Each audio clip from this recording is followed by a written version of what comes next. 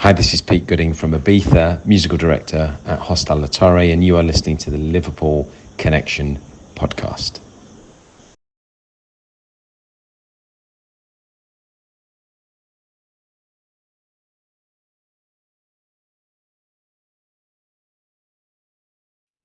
Hi, everyone, and welcome to another episode of the Liverpool Connection podcast. This is my football and music episode where I bring on a musician to talk about footy and music. And all the way from Liverpool, I've got John Witherspoon, who is a singer-songwriter, and we're going to get into his background, his musical roots and influences. But we're going to talk about Liverpool Football Club first. I mean, why not? They're the best team on the planet.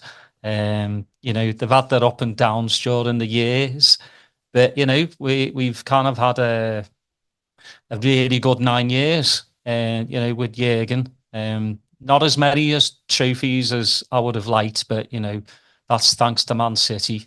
Cooking the books, as we all know. John, welcome to the pod, mate. It's great to have you. Thanks, Daz. My pleasure.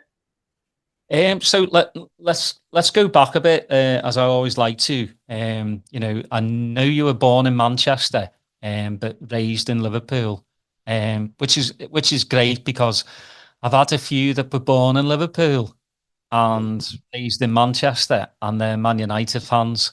So you're the opposite, which is great because it's a little stick in them. I love it. Any time I get to have a go at United, I will. But I said that to me, mate. I saw when it flashed up, 0-3 Spurs and Fernandes sent off.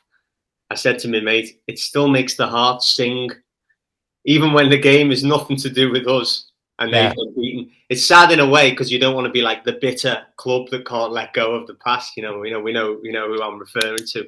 But that's how I feel with United. It still gives me a lot of joy when they slip up, and it's happening frequently. Yeah, well, I mean, it happens. They were up 2-0 and 3-3, and good old captain Bruno got sent off again. I have to say, I'm just like you. I don't want to be that one that blah blah blah about them, but kick them when they're down. Yeah. Like I honestly, I think he's the worst Man United captain in a very long time. Like he rolls on the floor, he cries like a baby, he gives up too easily. I wouldn't want a captain like that for us. Oh, absolutely. And I remember him at Anfield a couple of years back throwing the arms. When they're at their worst, he's just it's not me, it's you lot, isn't it? He's the absolute opposite of what a captain's supposed to be doing. Yeah. And then Maguire, former captain, comes on and pretty much saves Ten Hag's job. That made me laugh. I'm just like, they stripped him of the captaincy and he comes on and scores. I just find that funny. So how does a lad from, born in Manchester come to Liverpool? Well, I was going to say I'm even more of a hybrid than that. So, yeah, my mum's from Manchester. She was actually a United season ticket holder for a long time with my uncle. I should have said that before you got too personal. And my dad's a Scouser. Grew up literally near Penny Lane, Calton Avenue off Allerton Road. And he's a big red, obviously. And when I was a baby, we moved to the Wirral. So I grew up in Wallasey, New Brighton, which was great. I had a lovely childhood and stuff. And I guess when I got to my mid-20s and properly moved out, I've been over here since now for 10, 12 years. And I'm in Egbert now. I'm happier than ever with where I'm living because I'm right on the Otterspool prom, which feels like coming home. Only I'm on the other side now. So I'm on the promenade at most days, Yeah, that's nice. I mean, the views, like just the smell of sea salt in the air. That's what I miss big time. I'm over in Austin, Texas, and it's just hot. Is it? Yeah, constantly. I mean, everyone like around here just wears flip-flops, and then when it gets cold, they wear a jacket with flip-flops. Yeah, yeah. It's so bizarre. I wouldn't know from the cracking Scouse clobber you've got on and dotted around that room. Oh yeah, I mean, I always say this, that I'm a collector, so like 95% I don't wear. I just collect them. It just stems from, you know, me mum and dad not giving me enough pocket money when I was younger, and then on my first YTS scheme, my first check, I bought a pair of Adidas kick and never looked back. Really, yeah. So how long have you been in Texas? Oh man, 20 plus years now. Yeah. Yeah. I mean, I love it over there. It's great. You know, met me missus, got me kiddos, and you know, there's a lot of expats over there, so kind of keep me sane. You know, and it's a great. They call Austin the music capital of the world, which I have to laugh at. You know, because it's not, but I get where they're coming from. You know, Willie Nelson and a lot of like the country bands, blues. Stevie Ray Vaughan is from here. I'm actually going every year. They have it's called the ACL Festival, and it's 2 weekends, and it's just mental. You know, 100,000 people, and then during March, I don't know if you've heard about it, John. South by Southwest. Oh yeah. That's another big like week-long musical thing. But yeah, I mean it's great. I've got a few pals who've been and played South by. Yeah. Clean Cut Kid a few years ago. Yeah, you know? yeah. It's good for upcoming, you know, bands that want to get out there. But it's a graft because you're playing 5-6 gigs, and you know you could be playing 3 gigs in one day. You know, you could be playing on the street one day in a pub, and then you know, main stage. So yeah, it's good. You know, that's I surround myself with a lot of music, but you know, for Liverpool, for you, you know, like you said, your dad's massive Red. When did he take you to your first match? It was sometime in the 93-94 season. So I would have been 6 going on 7, and I completely didn't appreciate it or get it that season. I wasn't into it, and I've got vague memories. Of being bunked in. Believe it or not, my dad used to, going through the turnstile then, I was so little, they'd turn a blind eye then to him just pushing me through with him. And I'd sit between him and my granddad, just sort of on their lap. So he'd get me in for free. I mean, that didn't last long, but it's amazing, really, that even in the 90s, fellas could just get away with that. But so that season, I can remember roughly, very vaguely, obviously, the last day of the Cop that season was, and Norwich beat us. And I can just about remember that was a cracking goal they scored at the Cop end to spoil the party, 1-0. But like I say, no interest in footy at all. And what changed was the USA 94 that summer, World Cup. And we actually went on a family holiday to the States. I think we were in, I know we spent some time in Boston, Massachusetts. We had some family there. I think we moved around a bit, but I can't remember. Obviously I was little. But they'd have the my dad and my older brother would have the World Cup on the telly where we were staying. And my older brother, for some reason, was really into Italy. They had Roberto Baggio and Dino Baggio, and I thought they were like cool names, you know. And I remember the shootout in the final with Brazil, Italy-Brazil, and I've got a really good memory of this. Sounds weird. It's true. I remember very well. My brother said, Roberto Baggio stepped up, and my brother said, he's going to miss. He's carrying a bit of a knock from the game. He's going to miss. And he did miss, and that was it. And I just remember the excitement and the drama of that shootout. Like, I loved penalties as a kid. It was just so exciting. And so then we come home, and my dad sort of gives me a little reminder of like, you know, we go the game, don't you? You know, we watch Liverpool. And And the first game I went to in 94, 95 was Fowler scoring the fastest hat trick ever against Arsenal. So that was it then. I was like completely all in and the biggest Fowler fanatic, you know, for the next 2, 3, 4 years, as long as he stayed. And I completely got the bug, like a lot of lads. And all I wanted to do was play and watch footy. And I've lost a little bit of it now, but I noticed the other day, when I walk past like someone's lawn that's like well kept, any flat surface well kept, I look at and I go, could get a game going on that, you know. That's what reminds me, like it'll never leave you, you know. And I played a lot. I wasn't great, but I loved it from there. That was the beginning. Yeah, and I think when you go really young, because I was the same age, I was 6. I'm a lot older than you. My first one was 76.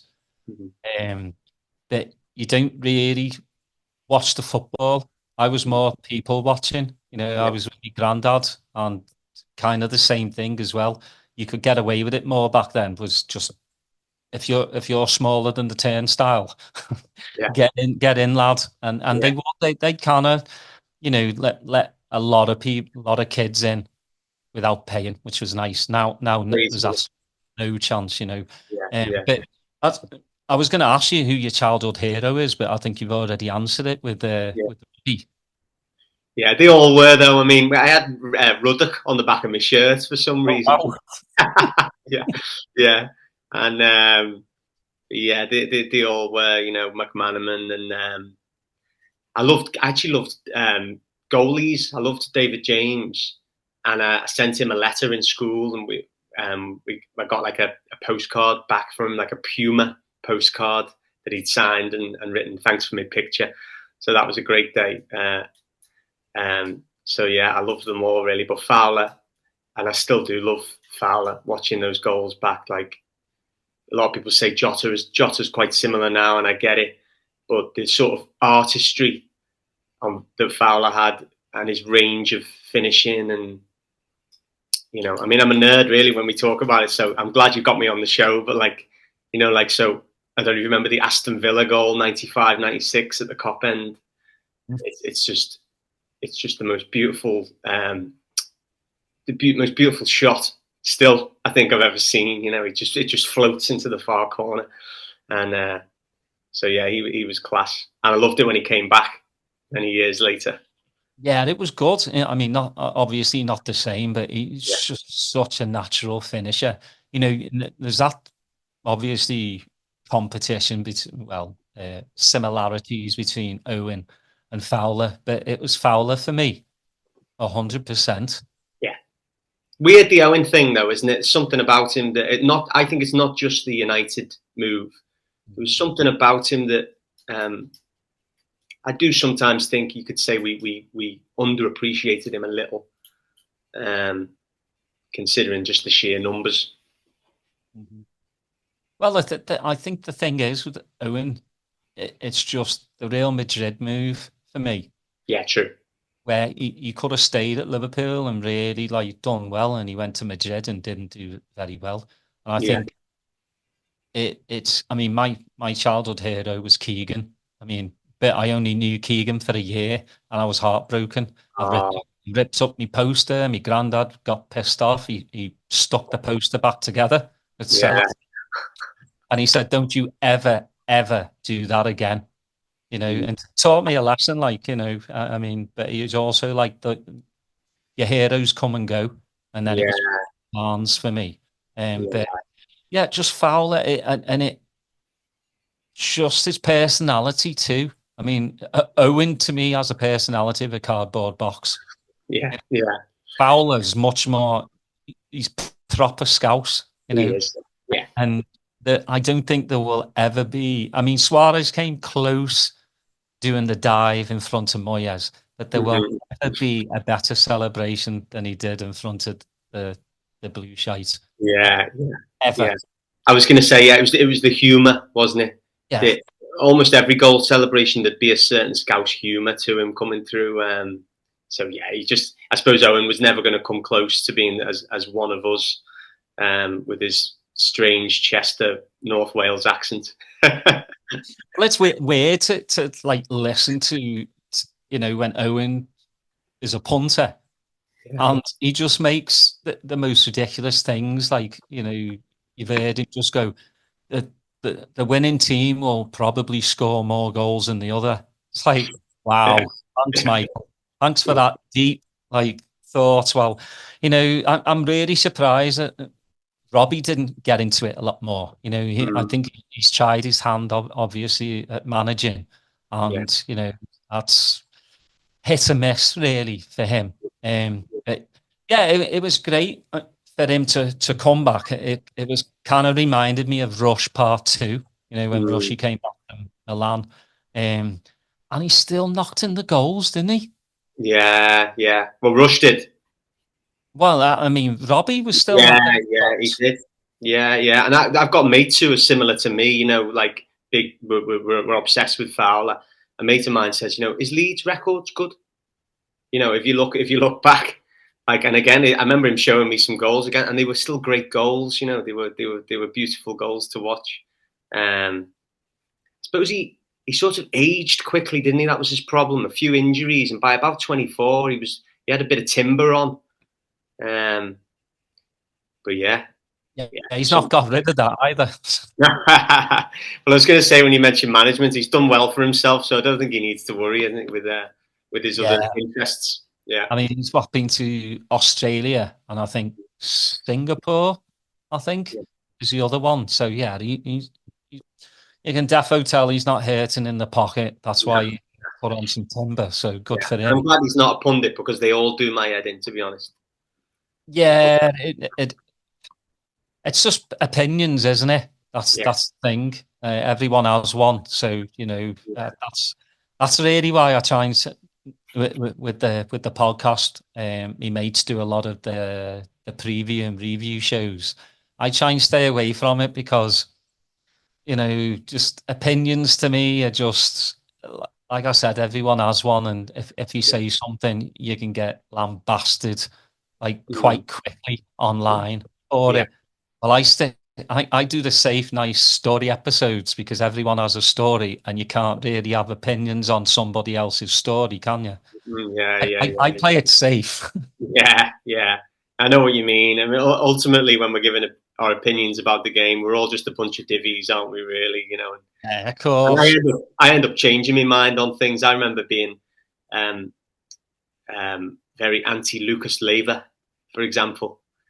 And I gave it a couple of years, and I remember trying to get on a phone in once. I was so angry, and a few years later, I loved him to bits. I loved how hard he worked, and I'm glad I became more positive in general. I think as a kid, I just liked moaning about footy as well, and now I try and be as positive as possible about it now, and that seemed to me, that was part of me becoming a Scouser, actually. I think was realizing that we weren't there to moan and to slag off managers and put too much pressure on the team. It's about loving them, really, no matter what. Well, it doesn't get you anywhere slagging off the team, like every week. I mean, that's the thing with social media right now, is you can be a keyboard warrior and hide behind your keyboard and say whatever you want. But a lot, I call them fans, but they just can't be, because they slag off the team. As you brought up, like Lucas Grav last season was probably got the same abuse. Like, why did we go in for him? He's useless.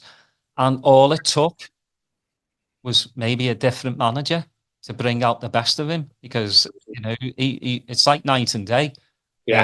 But I'm with you on Lucas as well, because when the first couple of years as well, I thought he was too lazy. I thought technically, but I think being Brazilian as well, he was the most un-Brazilian player I've ever seen in my entire life. And you were just like, well, you're not doing these flicks, you're not doing this, you're not doing that. But as you say, as you get older, you watch his work rate, and he 200%, he would put everything in for the team. absolutely. I was like, by the time he left, I was like, I loved the lad. You know, every interview he would do, he was always positive. And Yeah. you need players like that. Yeah. Some players that aren't going to play 90 minutes every single match. You know, you need squad players. Obviously, you've got people having a go at Curtis. You know, he's only in the squad because he's a Scouser. Is the most ridiculous thing I've ever heard in my life. Yeah. Like Jurgen Klopp would keep somebody in the squad because they're a Scouser. I laugh at that, and if you actually think that, then I don't know what to tell you.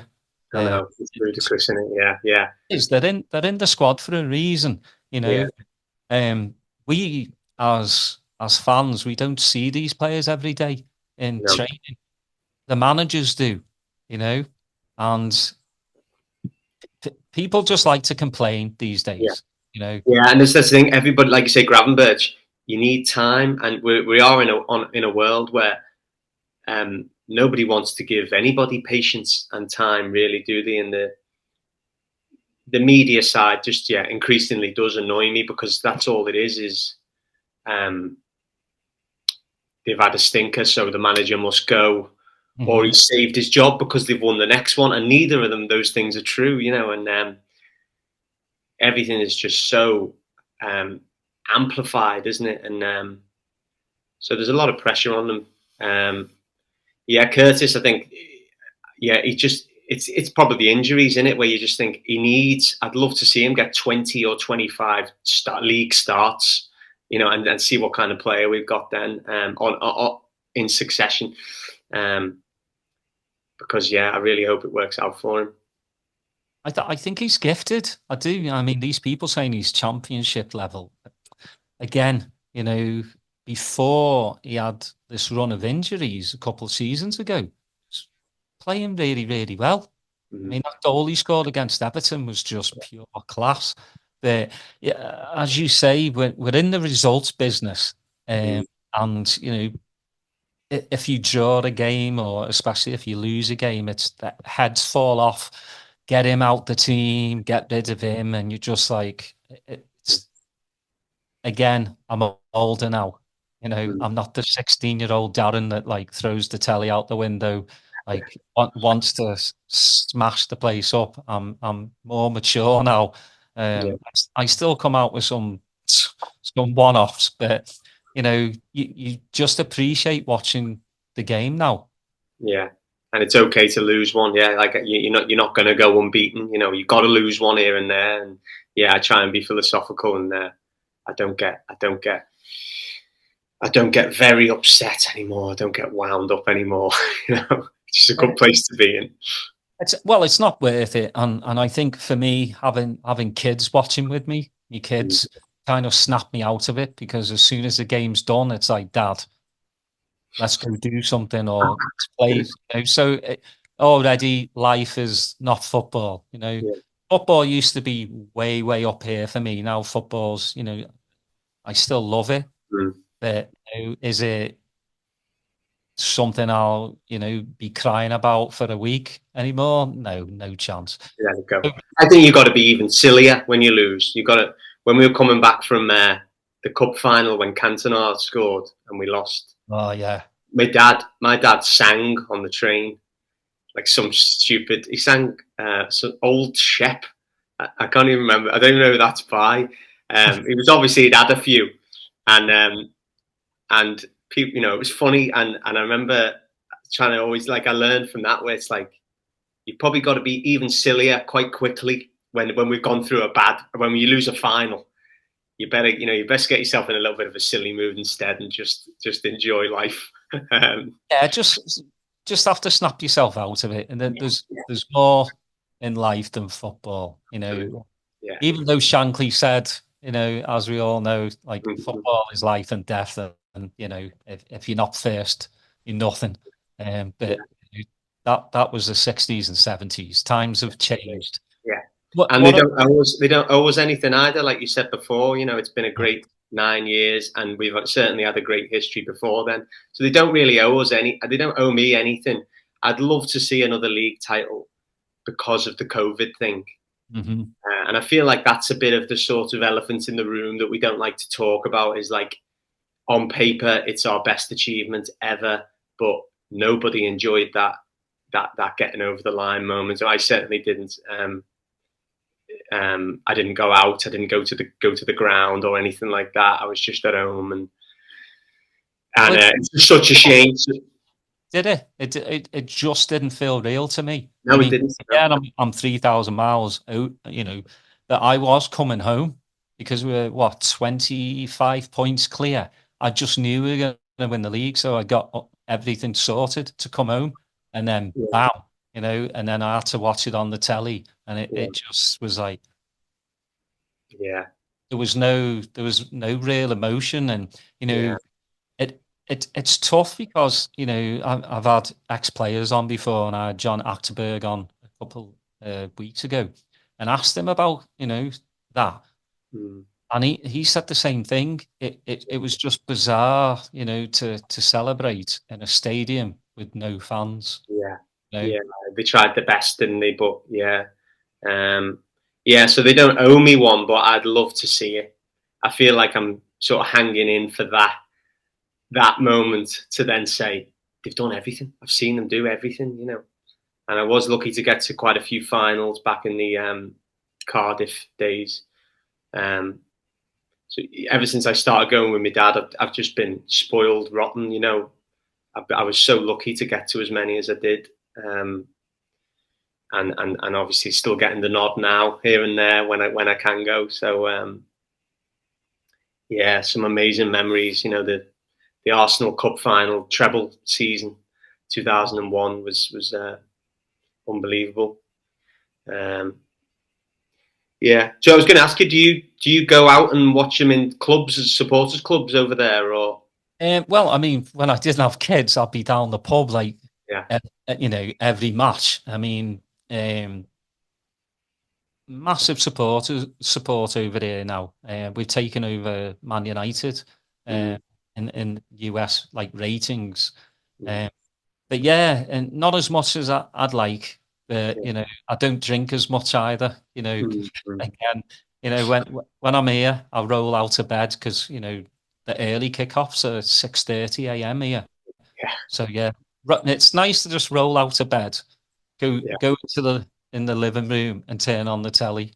Cuppa, just watch, you know, piece of toast, a nice cup of tea. You're good to go. Yeah, that's it. Mate. That keeps you well behaved. But yeah, and you know, not so, you don't spend so much coin. It's just But I'm amazed when I hear about people going over there, how many different like supporters bars and clubs there are. You know, it really does sound like we are everywhere, Liverpool. You know, no matter where you go. Well, they always say, like, wherever like city or country you visit, there's always a Scouser, and you can always pick them out. Yeah. Like it's bizarre. You can always pick a Scouser out, and you know, if you're a Scouser as well, you kind of look at each other like, right? Yeah, just something there, you know. Yeah. It's come so far. Like I said, you know, I've been over there a very long time, and it's nice to see how like the Austin group has grown from 6 people. When I first came, you know, 6, 7 people, and now, you know, it's 2,500 people. I mean, in the match days, probably about 300-400, but that's, you know, that's times how many states? 50 states in the US, you know, and even if they're not official, they'll still have, you know, supporters, bars, pubs. But yeah, it's just grown so much. And then obviously, you know, the World Cup's going to be here, and Mexico and Canada. MLS, I still can't get into it. That's like League 2. Like, is it? And I always say MLS is where European and Premier League players go to die. Yeah, it's their retirement fund, basically. It's like a little taster for the Americans. It's like a little, you know, here's what it's kind of like, but not really. But I get it, and I get the Messi thing, and I guess that's helped just grow everyone's interest in that you've got the best there ever is now plying his trade. And he's still doing well, you know. But I went to see Austin FC play LA when Bale was playing, and Bale was just walking around the pitch. Yeah, me and my mate were just laughing, going, he's laughing all the way to the bank, and I think that's wrong. You know, absolutely. At least Messi's like still doing his stuff. But I want to ask you, you know, obviously you've been to finals. What's your favourite final you've been to? It's got to be that FA Cup one I mentioned. I was also at the League Cup one the same season when we beat Birmingham in a shootout. But the Arsenal one, it's a glorious sunny day, and I guess I would have been 14. I was there with my dad, my older brother, and my granddad, all stood next to each other. And probably like all the best moments, it was the snatching it from the jaws of defeat thing in the best possible way. We were second best all day. We should have given at least one penalty away and fallen 2 behind. And then to get for Owen to score twice the way he did.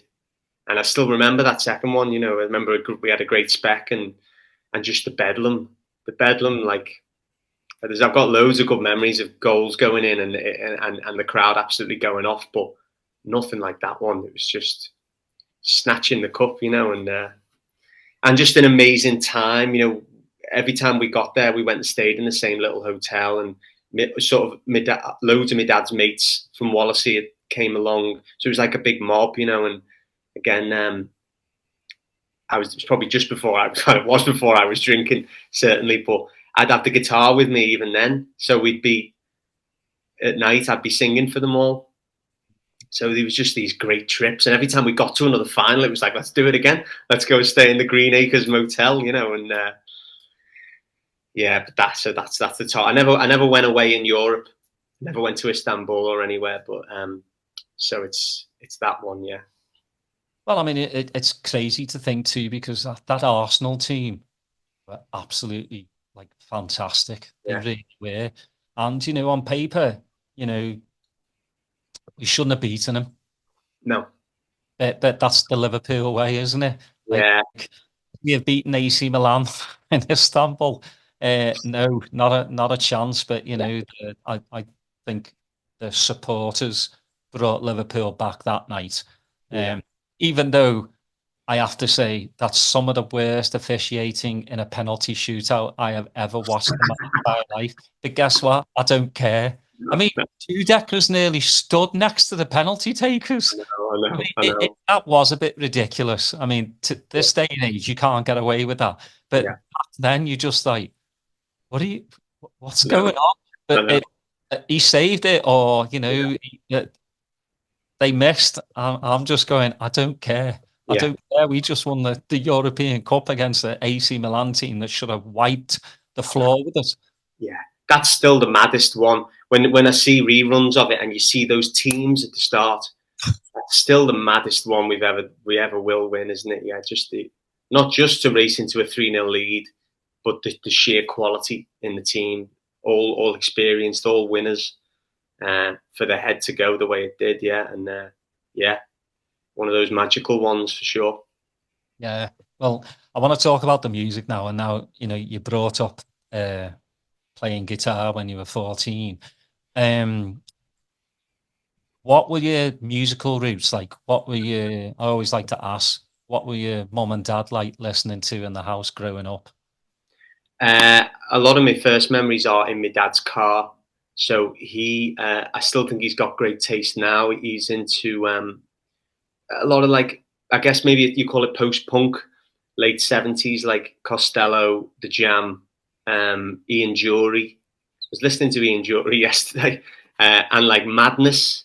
He loved Madness, and I think about these bands now where, like, they're almost jokey, you know, baggy trousers, and Ian Jury is very comedic, but the bands are unbelievable, like the quality of musicianship, and so even though my stuff actually probably isn't informed by that when you listen to it at all, I've got great memories of that.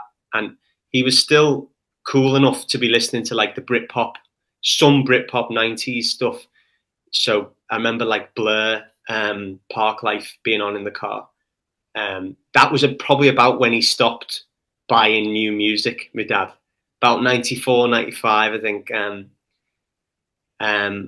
So a lot of car memories, yeah. Like also Paul Simon, Graceland, which became, I sort of rediscovered years later when I was 16. And it's just such a road trip album anyway, that like I rediscovered it. And we were on another holiday then, and I was like, get it on in the car, get it on in the car. And that's probably still my favorite album if I had to pick one. And just all kinds. I remember he had like a compilation on called Blues Brother Soul Sister. Again, totally different thing, but that was all Etta James, Aretha Franklin, and just stuff that we would all sit in the back of the car and sing along to. And he's not musical at all, apart from he will sing everywhere around the house. And so I often wonder how good he might have been if my dad had had a go. And my mum is musical, really. She was in choirs and still is, and just loved it as a kid. And ultimately, I think was the one who was just so encouraging of us kids. We all had a bit of piano lessons. We all had a bit of guitar lessons, and I stuck with both of them. So yeah, hugely grateful to the pair of them, and yeah, they both had pretty cool taste. Yeah, that's good. Like I grew up listening to my dad's 8-track in the car, Ford Capri. Yeah, my musical like roots come from like my mum, Elvis and the Beatles, and then my dad's Black Sabbath, Deep Purple. So I had the rock and roll and then the rocker. Yeah. I and soul as well. So, but most of my early stuff is the jam. Just love Paul Weller. Just love how he wrote about everyday life that I could relate to. So when was the first time you actually like really started like picking up the guitar and playing piano, which I think is great, by the way, because I think all kids kind of need that in life is music, because music for me, I've got to listen to it every single day. It just puts me in a, if I'm sad, I listen to, music that will just kind of bring me out of it, or you listen to music as, meaningful lyrics. But for kids, I think instead of just going for like guitar or piano, I think they need to do a bit of both. Yeah, or at least just whatever might stick. Yeah, and I think my mum would have given me drum lessons and flute lessons if I'd wanted them. Just it was like, I think she'd said to me before, like, that she wishes she'd been able to sort of see what her potential was as a singer, because she did like she performed, she did like I guess a bit of musical theatre. I've still got a tape of her somewhere on Jesus Christ Superstar. I haven't listened to it ever. One day I will, though, you know what I mean? She's singing on that tape. So I think she was like, I didn't get the chance to get lessons, and she probably didn't get a lot of encouragement. So she was determined to give it to us. And so I'm so grateful for it that it was as early as it was, because I was about 9. In fact, I was even younger for piano, probably about 7 piano. And about 9, I started doing classical guitar, and it was just what I did then. It was just, it's Monday night, so off we go. I didn't really think about it. I didn't practice much, but I turned up, and I obviously had some degree of natural ability there, where I was picking things up fast. But then I think I was about 16 when you're so into music and you're going through a lot of hormonal changes and life's really exciting, that you really get into music. And for me, for me at that time, it was probably like early Coldplay and like but I also had mates in school who were into the Chili Peppers. So again, like weird mix of things, and I went with all of it. When that happened, I was like, I had this. I felt, well, I'm armed with this ability. I can already play Oasis songs for a laugh. You know, I'm good. I can do the songs easy. So I felt so good then about like what I had to offer, and was from about 15 was trying to write songs. You know, I was like, I can do this. So yeah, like I said, so grateful that for the lessons and the encouragement for those years where if I'd have said, Mum, I don't want to go anymore, it would have been over. But I just plodded through for a few years as a young child, and then was able to kick on when I loved music at 16, 17, and I really kicked on with it. Where does, like, you know, a 15-year-old or 16-year-old, what do you write about? Like, you know, because, you know, usually pop stars just absolutely, well, they probably don't even write their own songs, but they just sing about drivel, you know. That, I mean, I know you're a you know, obviously massive like Beatles and Bob Dylan. Where you know, what kind of, you look at the stuff you do today, and then you go back when you're 15, 16. What were you writing about back then? Drivel. But I mean, yeah, it took me a long time because I was never dedicated or disciplined. That came much later. I would have bursts of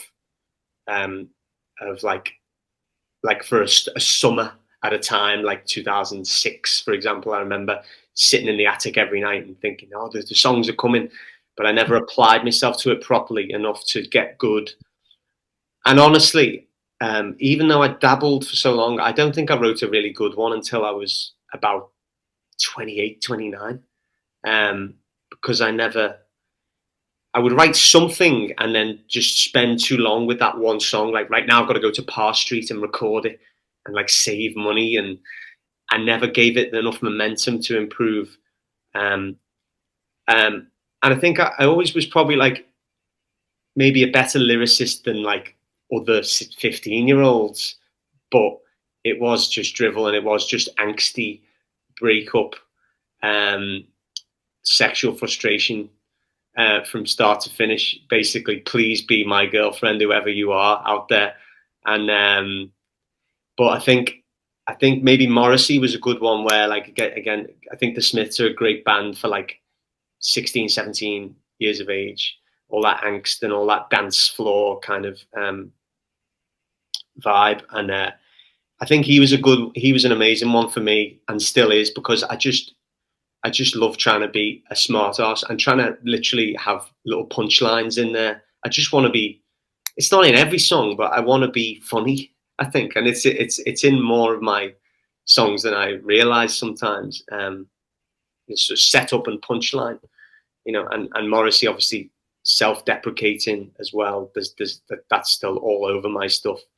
It's a way of me getting out a lot of frustration about my own self. Too much, again, for a long time for a lot of people. Like, if you don't like sad music or depressing music, I remember like some people would wind me up about that in the early days. You know, like, God, are you ever gonna, you know, cheer up? But anyway, sorry, rambling on. Well, that's the thing, though. I mean, you write from the heart. You know, not everyone's happy, you know, within themselves.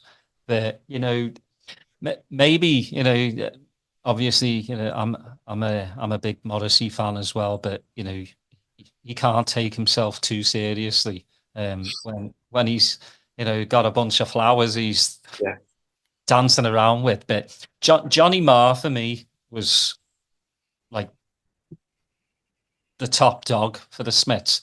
Like, even though Morrissey was, you know, front and center, Johnny Marr, like on the guitar, you know, just the sound sounds that came from his guitar was just brilliant. And then also big for me, obviously, is Echo and the Bunnymen, Ian.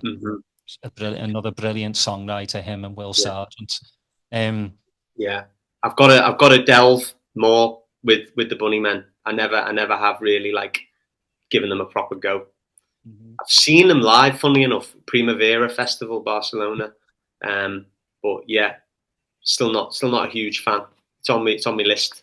But just Ian also, like, his tongue in cheek as well. You know, he doesn't do many interviews, but when he does, you know, he says how he feels, but he's also tongue in cheek, and that's what I love. You know, again, you know, we all know Oasis are back together. I'm a big Oasis fan. I am. I just it's what was needed back then. Just good old rock and roll, you know. And Liam is probably one of the best frontmen. You know, people all say, you know, his voice is gone. I think it sounded better in the last 2 years than it has in the last like 10. I'm looking forward to you know, hopefully that they're going to be over in the States. Hopefully I get to. I bet they are. Yeah. It was Did just. you see him back in the day? I did quite a few times. I mean, and they just blew me away. It's just rock and roll. That's all it is. There's not like pyrotechnics going off, fireworks and all this crap going off, you know, to visuals to kind of get you away from what's actually being sung. You know, it was just them on a stage, you know, turning, kind of doing the Spinal Tap thing, turning it to 11 and just as loud as possible.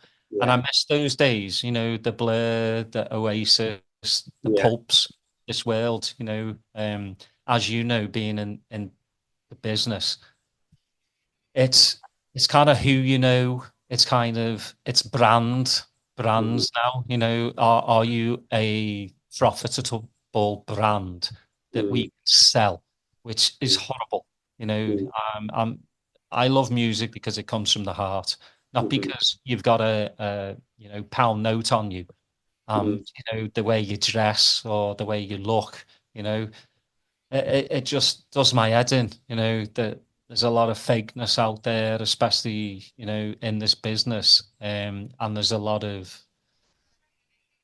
great musicians that aren't getting signed or aren't getting their just, you know, dessert because they're not pretty enough or they don't sing the right songs, you know, happy go lucky. I mean, for you, you know, obviously you've been in the business a while and, you know, you're still doing what you do. How is your take on the music business? Obviously record shops, you know, don't sell the vinyl as much as, you know, they used to. And now, you know, profits for record labels basically go to the record label and artist gets what, a penny. You know, it's disgusting. That's why I love Bandcamp because you know, they do the artist Fridays where they get 100% of the profits. What's your, you know, being in it for a while? Well, I'm not in the business or in the industry at all. I used to beat myself up for my lack of, I suppose you'd say, lack of drive. I've always done what counts to me, which is trying to improve, trying to write and trying to record and trying to go out and play it. And I could definitely have done with more putting that time aside to build the audience, however that may be, whether it was getting signed or getting help or just devoting more of my time to playing the game now, however it may be, on socials, trying to do funny videos, whatever. But I've maybe sort of made peace with, like, I just don't think I'm going to do it. But it's a strange life because I've just spent all my money on my third album and I think it's fantastic. and I'm definitely going to get it on vinyl for me, just to say I finally did it. But there's no release strategy there. There's no campaign ready. There's no plan. I don't know what I'm going to do. The band is amazing, so there are going to be band shows. You know, I can't wait. But it's all on me. I'm all alone. So I suppose you get weary with even beginning that bit. My happiest of all is writing the thing and just being the real deal. You know, like. And honestly, it sounds arrogant, but yeah, I think I'm as real as it comes because I'm living like a songwriter. I just want to search for more all the time, and I think we've made a good one. I still just feel like I don't really have a following. There's so much housekeeping needs doing. You know, my Facebook, my Instagram. I'm not really on TikTok. It's just dormant. I don't have I've got like a mailing list set up. I've never used it. So I take responsibility for all this stuff. But it is kind of sad to allude to what you were saying, that it's all on the individual. And but at the same time, in recent weeks, I've been thinking, you're mad to do it now. You're mad to spend your money on it. But I'm sort of proud of that, because you must be in it for the right reasons if you're doing it. And I'm actually a little bit sick of a lot of musicians moaning, a lot of musicians saying I'm skint.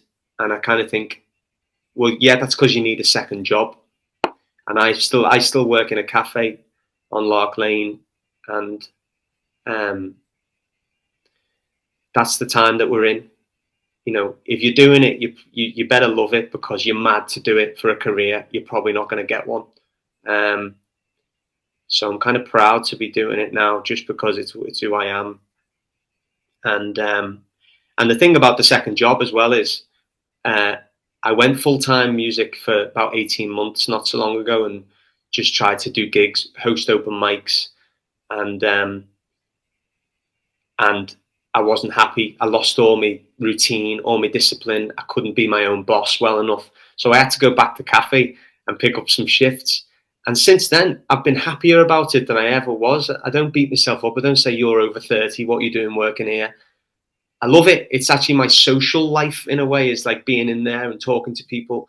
And I have a really nice balance at the moment with doing covers in bars, working in the cafe, and trying to be a songwriter. And that's my life. And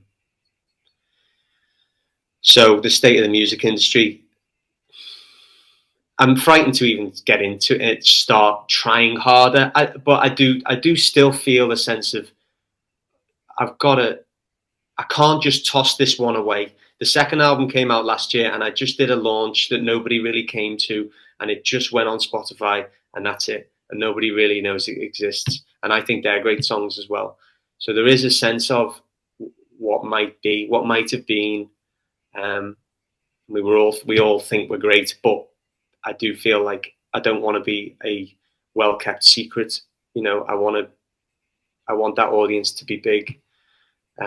So there is a sense, as usual, with this third album coming up, of I've got to do more. I've got to find the time to push, or to get help, or to get signed, and to get better gigs, and finally start,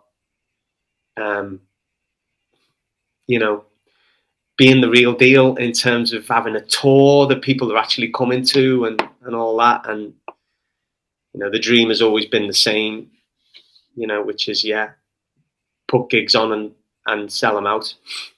So you never know, one day.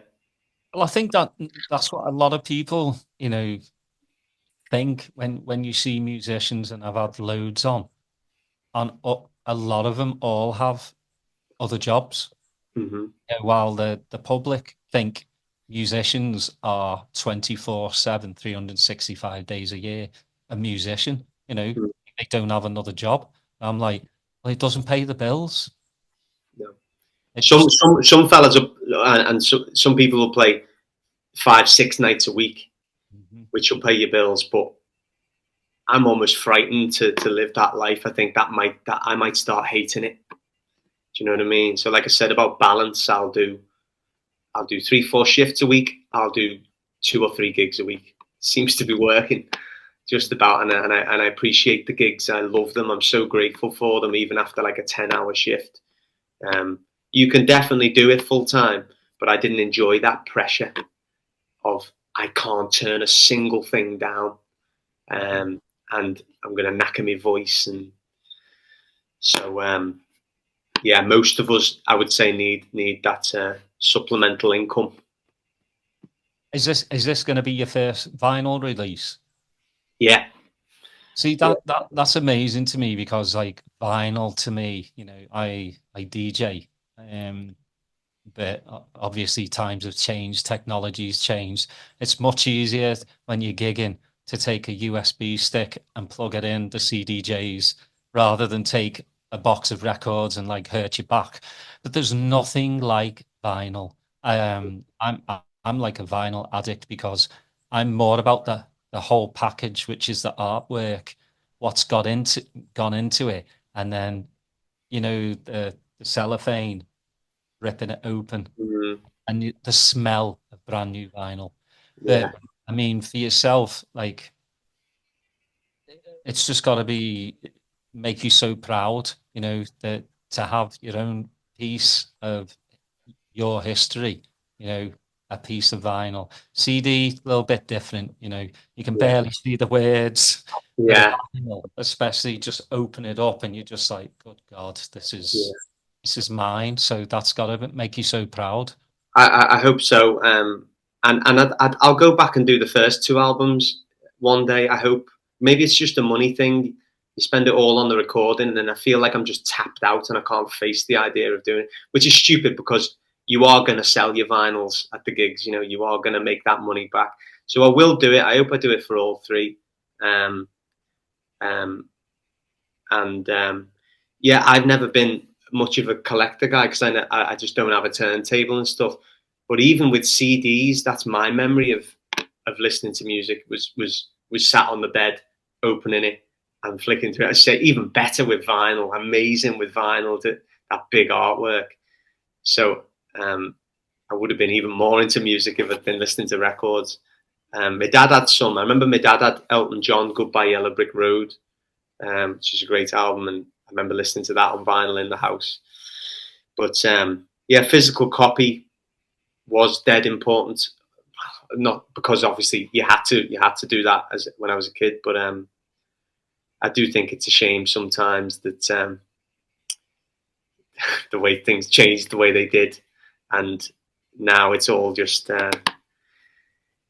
I mean, everything's there, but I mean, I get overwhelmed about what to pick on Spotify. Do you know what I mean? And I'm supposed to be a musician, but it's hard for me to listen to someone's album all the way through, and I'm ashamed of that. But yeah, times have changed. Again, you're crazy to do it. I'm crazy to expect someone's going to listen to my whole album when I struggle to do that for anyone as well. You know, why should I get that courtesy when you know, my attention span is as buggered as the next fella? But well, it's the same. It's the same with podcasts, mate. Yeah. You know, I get some people messaging me telling me like some of the story ones are just too long. Mm-hmm. And I understand, you know, some of them have been 2 hours, that they've been absolutely amazing conversation. But I always tell people, you can press pause and come back. It's not like, you know, Mission Impossible, where it self-destructs as soon as you've listened to it. But I'm with you. I think the last time I probably listened to a whole album is years ago. Mm-hmm. This is always something I've not, you know, as a kid, I used to always put the vinyl on and listen to both sides, like, Mm-hmm. you know, and then go about my business. Now, again, with life and children and everything, you know, if I do get something new, I'll listen to 4 or 5, and then something else will come up. And you know, I really don't like that, because I'm sure the artist is hoping you'll sit down and you'll listen, because obviously when you're writing these songs. It's like a storyline from the first one to the last one, and you want the listener to kind of go through the motions of what you've gone through writing these songs. So I totally understand that. But yeah, again, we live in like an attention span world of about 2 minutes. Yeah, That's yeah, why TikTok's so big. It's yeah. because it's less than 2 minute videos where you go, "Oh, that was funny," or "I can't believe he did that," or "She did that," and okay, what's next? Next one, yeah, It's again, yeah, sad. It's sad, yeah. but It's crazy to do it, But if there's if there's 10 people who listen to the whole thing and say, I did it, I sat with it, I loved it, it's probably worth it. It's oh, probably going to be worth it. Yeah, 100%. I mean, I don't do this podcast for money. I do it because I enjoy the conversations, and hopefully the guests enjoy it as well. And like, uh, it's just when you get complimented on what you've written, it means the world to you. Just like if somebody just sends me a quick, like, that was a boss episode, yeah, just yeah, means the world to me. I'm like, I'm doing something right, yeah, in the world. I mean, you know how the world is right now. You turn on the telly, there's just despair all over the place. And like, that's why music's a big part of my life, because it takes me away from that. I don't need to turn on the telly anymore to, yeah, I just don't need that kind of stuff in my life. And, yeah, the only reason why I've got social media is the podcast. yeah, Put it out there. If if I wanted to be beaten down by a keyboard warrior every day, yeah, I'd have a few issues. I'd probably start writing some songs as well. Uh, yeah, yeah. but before we go, I always ask. I want your opinion on our new manager Slot. I'm kind of, what's your expectations for this season? I mean, what can you say? What is it? 9 out of 10 wins, Hmm. all comps. Nobody expected that. So my expectations are probably already getting giddy, and um, you know, I just hope they stick in there. And things like Rodri getting injured for City feel quite significant. And I could be wrong. I feel like a lot of people are playing it down, and we're probably right too to say top four. Let's make sure of top four. But obviously, like every season, I am definitely daring to dream. And yeah, fantastic start. He seems to have tightened up the defence, and well, you just got to say we'll win the league. What else are we going to sit here and say? Yeah, and I'm not bothered about anything else. Like I said, I still want that league. I want that league when there isn't a pandemic on. Well, Maybe some party. Yeah, well, it will, and plus, like, I'm just tired of hearing, like, where there's an asterisk by not from us, obviously from other team yeah, supporters going, yeah, you won the COVID title, and I've had this argument over and over again. I'm like, we're 25 points clear yeah, mid-March, yeah. right? And we still won the league by 18 points, so we could have lost every game and still won the league. But, Exactly. Yeah, people want to beat us down because of that, and because we couldn't, celebrate. But yeah, I'm going to take it as is. I'm glad Klopp left us where in a good spot. I look back to United days, and Fergie didn't leave United in a very good way. yeah, I think Klopp stayed as long as he could, until he ran out of everything. But he left us in a good spot, and I think we've started really well. Hopefully, I think the October-November period looked pretty like hectic. mhm, Every 3-4 days there's a huge match to play. But I think we'll see where we're at. Like, Christmas time, and then go Yeah, from. hopefully get a bit of luck with injuries. I think you're always That's going to need that. that's the thing is, if we can keep Grav fit, if we can keep, well, Jota had a little bit of a knock, but even Chiesa, um, you know, he's taken a knock, but it doesn't look that bad. But if we can keep 99% fit, that's what it is about winning the league. You've got to have luck. Officiating's got to kind of go your way. Yeah. The injuries got to go your way. Yeah, Rodri's massive for City. Mm. Now, if maybe Rice could kind of do it Mm. for Arsenal, maybe get a little bit of an injury here and there. Nah, I wouldn't wish that upon anyone. I love Rodri. I think he's Yeah. probably the best DM in world football. Yeah. But yeah, you just have to have luck. Now, my last question for you is ultimate festival lineup for a Friday, Saturday, Sunday night, and you can be alive or dead. Okay. So am I picking three bands, three headliners? Yeah. Okay. I will go Oasis, because I've seen Noel, but I never saw them together. But I'm going for '94 Oasis. I'd go Bob Dylan. I don't know if you met if I could do this. You said alive or dead, but can I pick the era? Yeah, no, that's Yeah. better. Yeah, because So 94 Oasis were. Yeah. So I'd go Saturday night, Bob Dylan, 1976, the Rolling Thunder review days with the face paint, which was his mind-blowing best live I think you can find out there. There's so many different kinds of Dylan, but the energy he had, the way he barked but sang simultaneously, and the quality of that band, and so on and so on. And I suppose Sunday night, a toss-up between the Beatles and Paul Simon. But I have seen Paul a few times, so I've probably got to go with the boys on the Sunday night. And I don't know, they stopped touring, but Sgt. Pepper's is my favourite album. So maybe since I'm getting all my own way, they can find out a way to do Sgt. Pepper's live on Sunday. Oh, that'd be brilliant, that. Yeah. Well, John, it's been an absolute pleasure. Where can people find your music?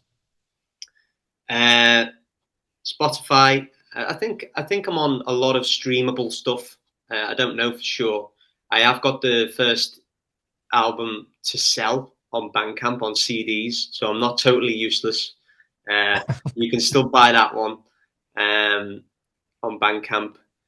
And I don't know, I guess I still hope the best is to come. So just give us a follow on Instagram, and all will be revealed with the third album. But it feels like such a step up to me. I've recorded it with great people, and yeah, it feels really special. So, like I said, there will be gigs. I've just got to do it all because there's only me at the wheel. Yeah. Well, I wish you all the best. I really do. And I've, checked a lot of your songs out on YouTube. That's a big reason why I wanted you on here. Thanks, Daz. I'll send you the new mixes as well. Oh, I'd love that, mate. Yeah, 100%. It's just, I again with the podcast. I started out just pretty much all football, and then me and the missus kind of sat down 6-7 months ago. We're like, you love your music so much.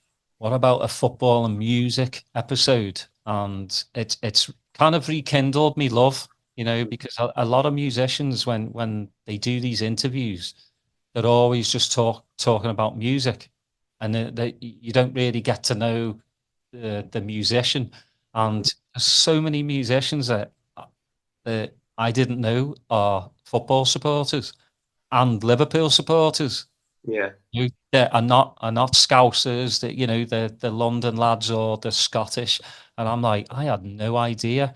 So it's opened up a whole new world for me, and it's kind of reinvigorated my love for football as well. 'Cause Hmm. for a while I fell out, out of love with football just because of the greed and the way the game's going.